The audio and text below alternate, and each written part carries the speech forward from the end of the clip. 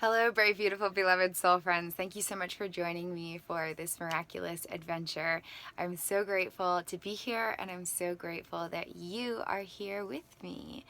So today I want to talk about habits, and one particular habit that can be prioritized over everything else.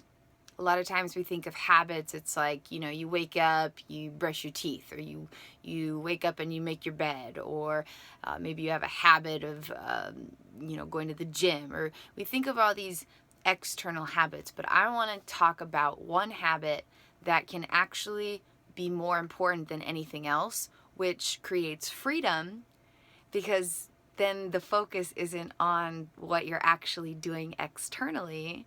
And so no matter what you're doing, where you are, who you're with, etc., this one habit can be practiced and free up so much magic within and around you. Before we explore this, I just want to briefly introduce myself. I'm Kristin Windsor, and I have been on a miraculous healing journey. I've been exploring my implicit revelations case study for approximately 1,800 days now.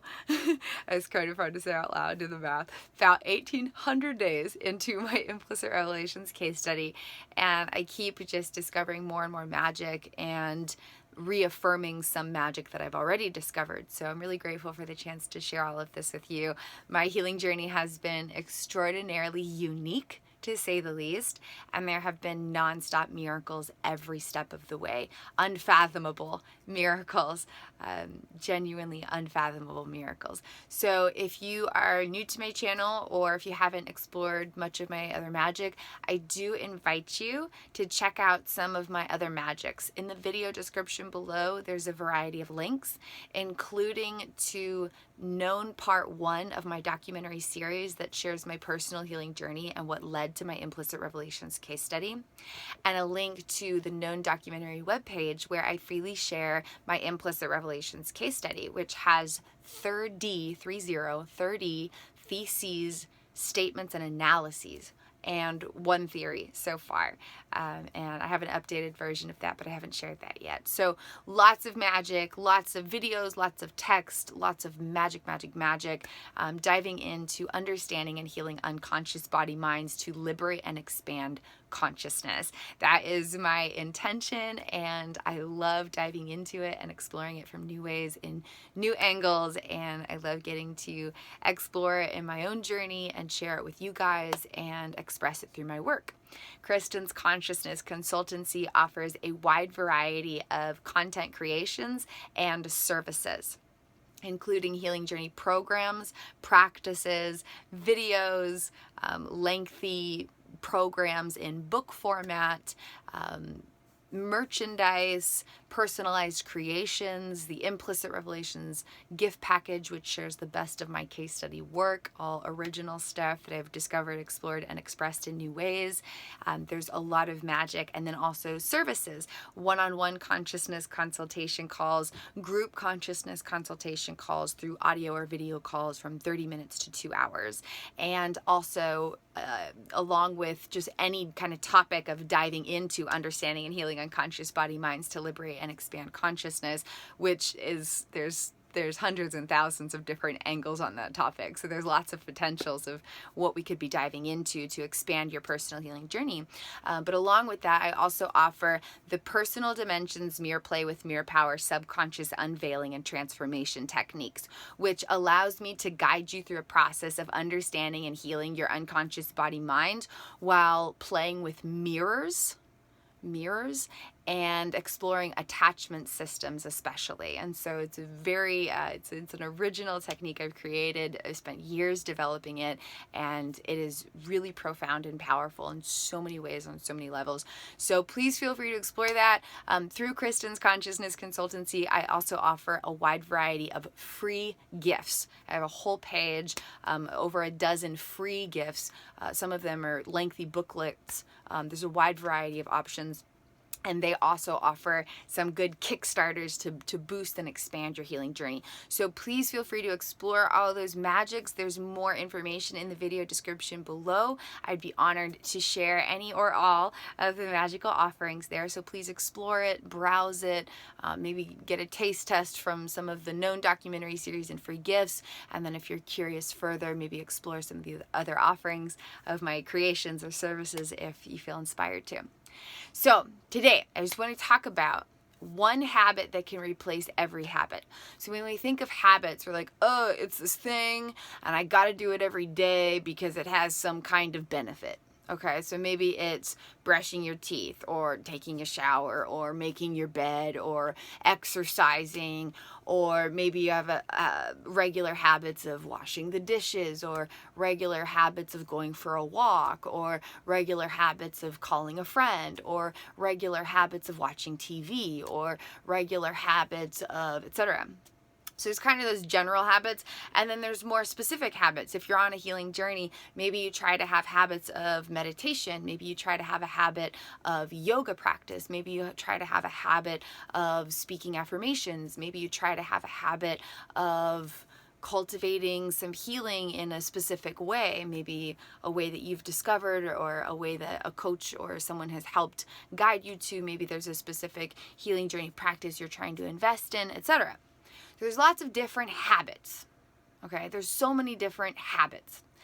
And the problem a lot of time with habits is a lot of times we do them because we feel like we have to. Or we do them because we feel like it's required. Or there's some kind of obligation. Like, I have to clean the dishes or I won't have clean dishes to use. I have to make my bed or it's going to be a total mess when I come to it. I have to brush my teeth or there's going to be cavities. I have to go for a walk or a jog or exercise in some way or my body won't be healthy. I have to do this. And then when it comes to healing journey practices, it might be like, I want to. I want to meditate. I want to speak affirmations. I wish I wanted to do this. Like, I know it would be good, but I don't actually want to. So a lot of times habits are things that we don't actually want to do, but we try to force ourselves to do them because we feel like we have to. So just pause for a moment here and just kind of see, does that resonate? Are there any habits you can think of that you have right now? Habits that you do right now? Or maybe things that you've tried to do and couldn't stick with. So just pause here for a moment and think to yourself, what habits do I have right now that I do because I have to? Or I do because I feel like I need to? Or I do because they keep my life together in some way? And it doesn't have to be like, good or bad, just any habits, literally any habits. Any habits you have right now, or any habits that you've tried to incorporate but you couldn't stick with. So just kind of bring those to mind here for a second, okay?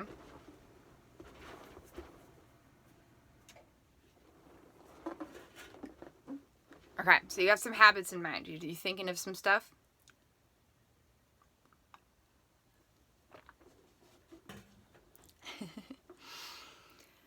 Okay. So, here is one habit that can top everything. And then, any other habits that you try to have or you try to let go of, maybe there's a habit you're trying to break. That's actually another good topic. Maybe there's a habit that you're trying to break. Let's throw that into the mix just for contemplation's sake. Maybe there's a habit you're trying to break. Maybe there's this one thing you keep doing, but you want to not do it, or at least not do it so often. Maybe there's a habit you're trying to break, like binge eating, little trigger warning here, or self-harm. Maybe there's a habit you're trying to break of not having such intensive responses to anxiety that leads to a panic attack. Maybe there's a habit you're trying to break of not calling someone every time you feel lonely. Maybe there's a habit you're trying to break of not overly exercising and then not eating enough food. Maybe there's a habit you're trying to break of not staying in bed all day if you don't feel like you have energy. Maybe there's a habit you're trying to break of not getting really angry when you're feeling cranky. Maybe there's a habit you're trying to break of not using certain substances or eating certain foods or doing certain things that you know might not be the best for your health, but it's just really hard to stop doing this stuff because it's been a habit for so long. It's a staple in your life. It's been there. This habit has been there for you through so much. How can you let go of this habit when it's been there for you through all of it? You know it's not the healthiest, but it's always been there for you, okay? So that's another thing we can kind of explore. Maybe there's a habit that you're trying to break, okay? So maybe there's a habit that you have that's good, that you like. Maybe there's a habit that you have that is just required to keep your life together. Maybe there's a habit that you wish you had, but you couldn't really stick with it. Or maybe there's a habit that you have and you wish you didn't have, okay? And habit is just something that is done habitually. It's something that you do again and again. It's basically, when it comes down to it, it's actually implicit procedural memory wiring, because that carries action patterns that affect 20% or more of our decision-making tendencies and abilities. And so if we're trying to break a habit, it's because there's really, really strong procedural memories that are really powerful, and exerting conscious choice to override all that neural data is really hard. Or if there's a habit we're trying to incorporate, whoa, that's so cool. I feel the coolest energy through my hands right now. Sorry. I mean, not sorry, but that's so cool. I'm at an interesting point in my personal journey, so this is really neat. Okay, anyway, and so maybe there's a habit that you're trying to incorporate, but you couldn't stick with, which basically means that there isn't procedural memory to support that decision, and making the choice consciously again and again got too hard, and you weren't able to create the procedural memory that would support it being a habit, okay? So a lot of it comes to procedural memories, which are able to be rewired, but it helps to understand what's happening behind the scenes to contribute to the experience, so we can have more compassionate understanding for all parts of ourselves. Okay, so there's all these different potentials of habits, right? You with me? There's like 4 different little slots here that we're bringing to mind. There is one habit that can top and trump every single one of these, and eventually lead you to enjoying the habits you have, creating those habits you wish you had, breaking the habits that you wish you didn't have, and I forget the other one, but you know what I mean. There was a 4th one in there, I don't even know. Okay, so there's one habit though that can top all of it. So no matter who you are or what you're doing, you have more power and enjoyment. No matter who you are or what it is. Okay? Are you ready? The habit is, drum roll please, loving presence. Loving presence as a habit. Loving presence as a habit, right? So we think of habits a lot of the time, we think about the stuff that we're physically doing. Or maybe a habit is a thought process. But loving presence is a state of being. It transcends every thought process. It transcends everything we do, and therefore gives us more power within all of it. Loving presence as a habit. Okay?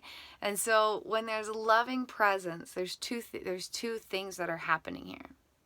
2 things simultaneously occurring. Love and presence. Presence means being present with our body,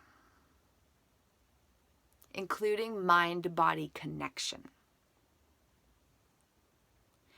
And being present with the body in the present moment is not the same thing as being present with thought forms. Thought forms actually distract us from being present with the body. And it's important to distinguish that, because you might think, well, I am being present. I'm observing all this stuff that's happening, and there's like 300,000 different thought forms coming up. Those thought forms are actually blocking the ability for your mind to fully connect with your body in the present moment.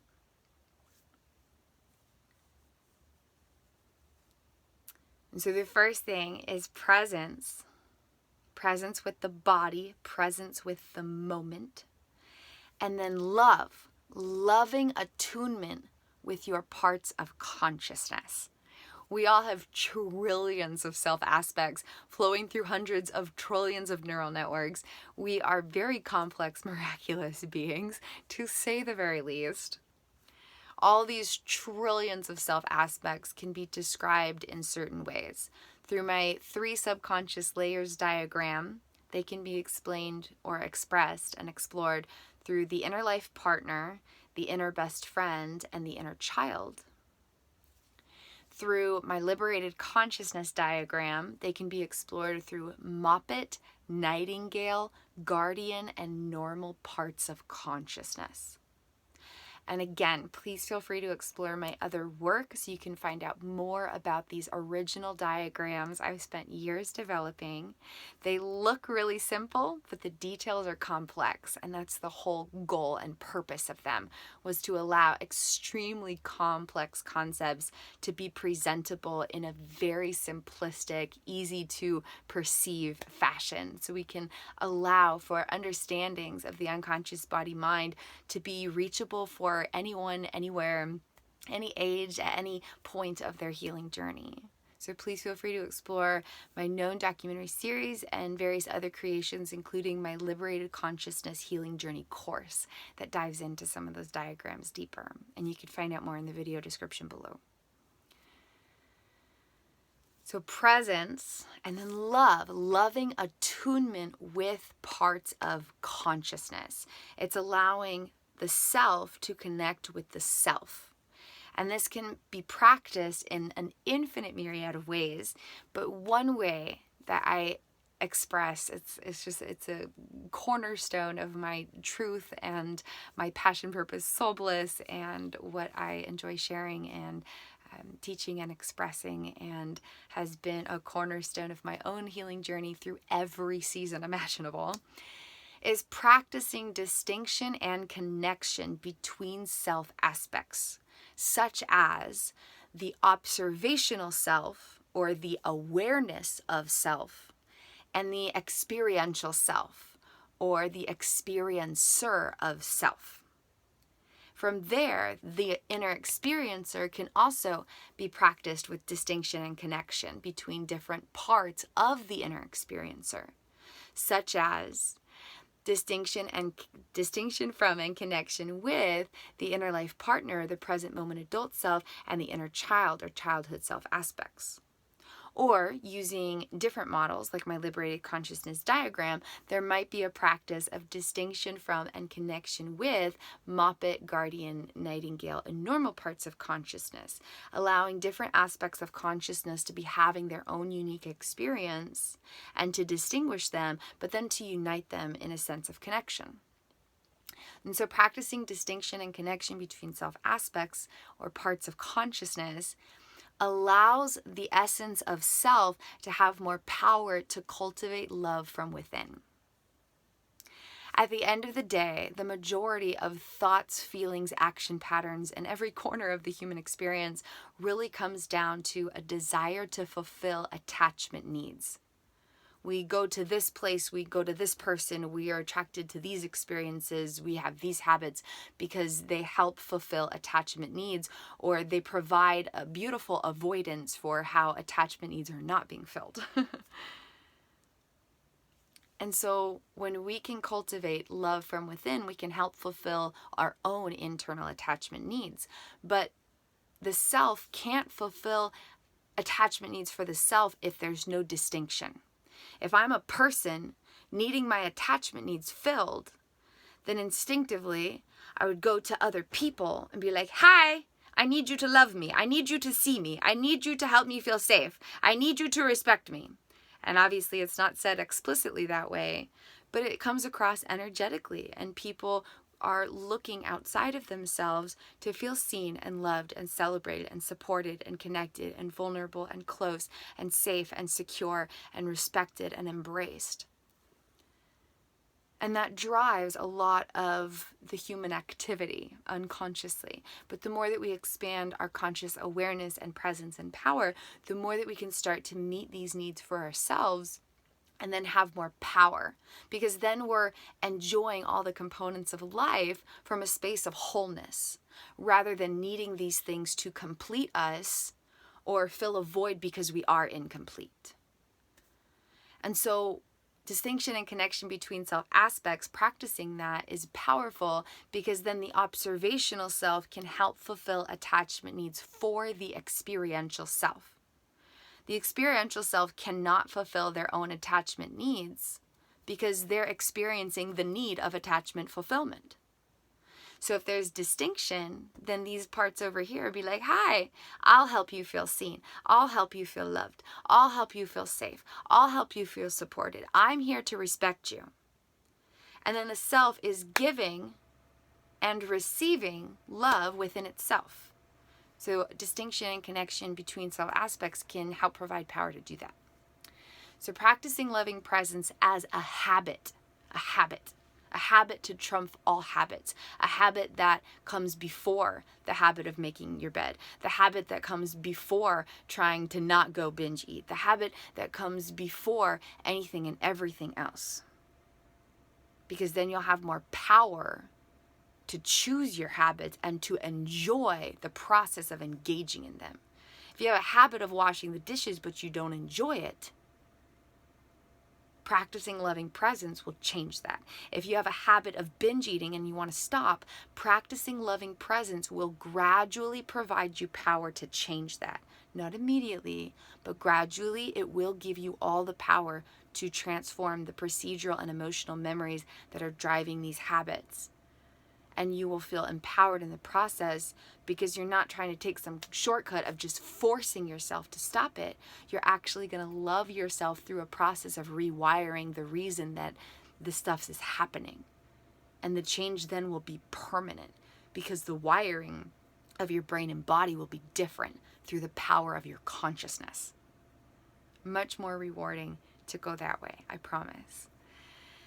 So regardless of what the habit is, the habit of loving presence can trump all of it because it can bring enjoyment to the mundane. It can bring power to the habits you're trying to break. It can bring encouragement to the new habits that you're trying to form. So practicing loving presence is practicing, and practice is the key word. It doesn't matter how effective it is right away.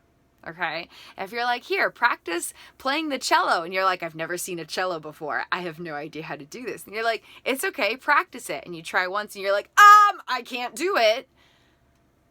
You're missing the point of practicing. You're not trying to be an expert cello player the first time that you look at an instrument like that.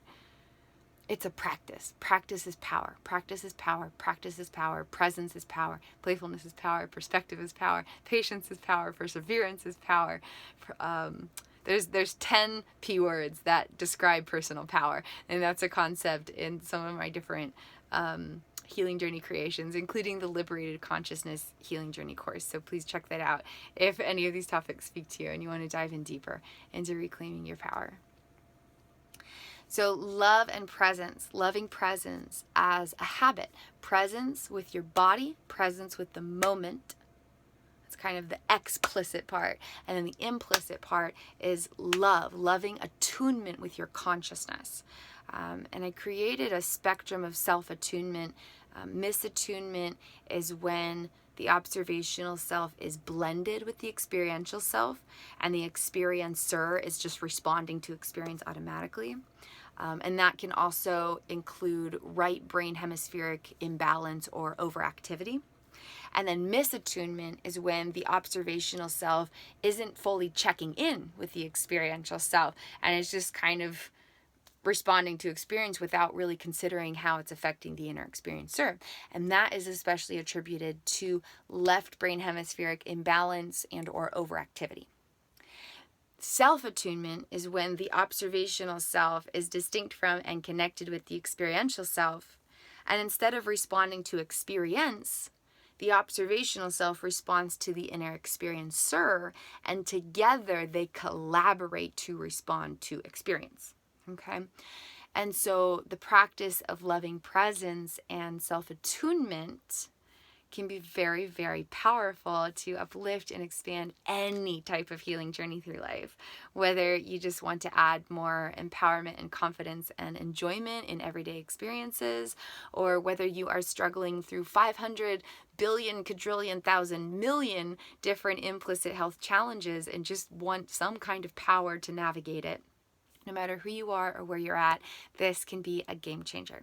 So practicing, and again, practice. If you practiced it, then you're successful, no matter what the experience was. If you practiced it, you are already successful, period, end of story. It's a practice. Practicing presence with the body and practicing loving connection with all parts of consciousness, loving presence. Practicing loving presence can become the most important habit. And this is powerful in so many different ways. Along with what I've already expressed, loving presence can help create enjoyment in mundane habits. Loving presence can help shift habits that maybe you don't actually need.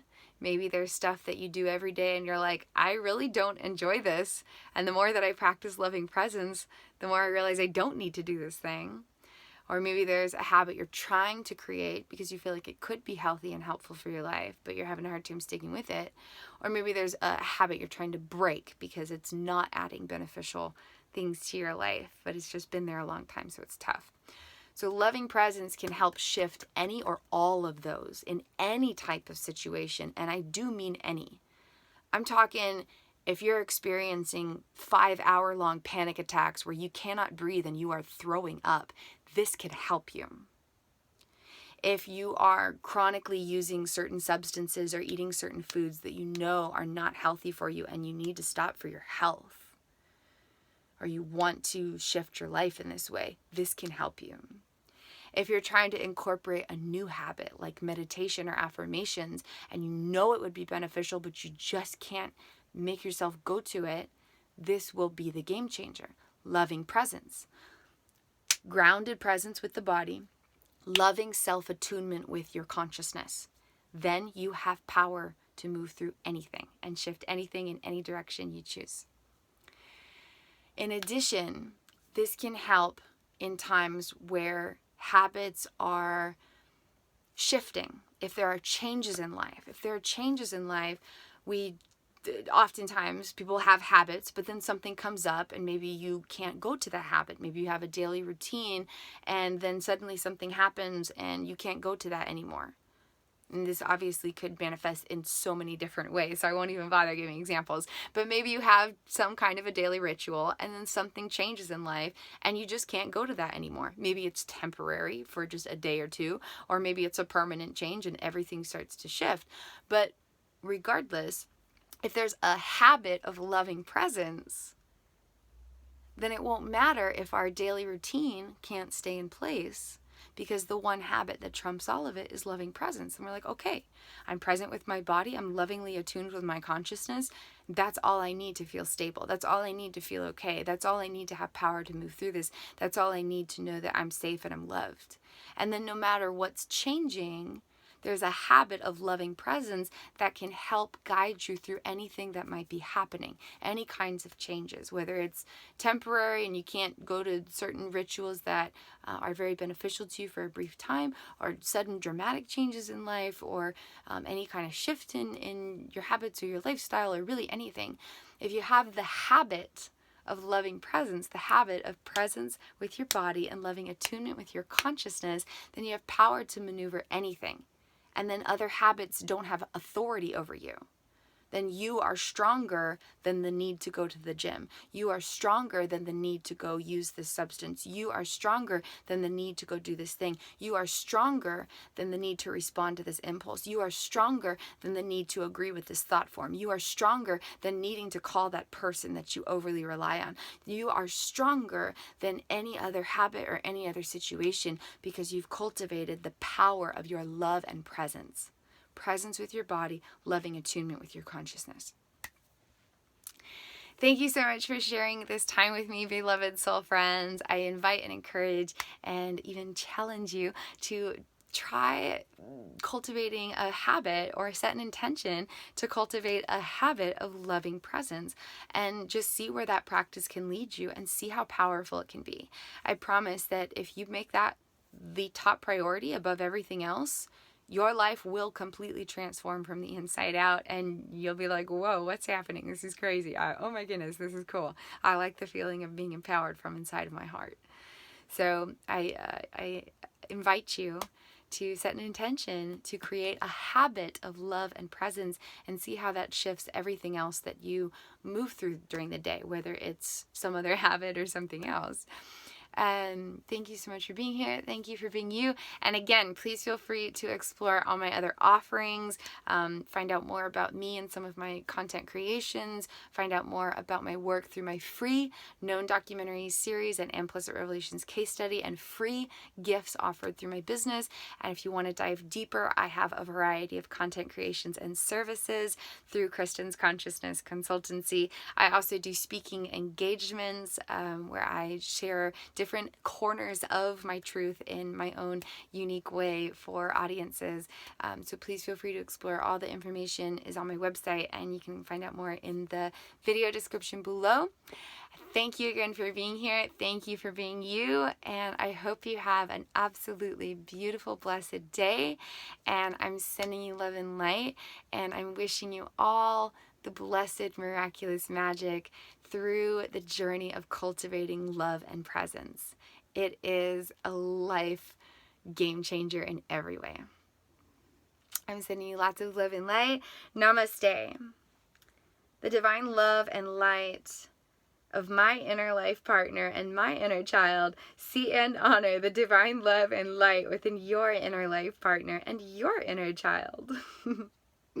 Infinite blessings, beautiful beings. Thank you again for being here and sharing this with me. I'm so thankful that you have created space in your life to share this time with me. It really means a lot to be able to share this and for you to be here exploring it. And I'm so grateful for you. I'm so grateful you're here. And I look forward to seeing you again in some other content creation or maybe connecting in some other way. Have a beautiful and blessed day, and I'll catch you next time. Bye, everybody.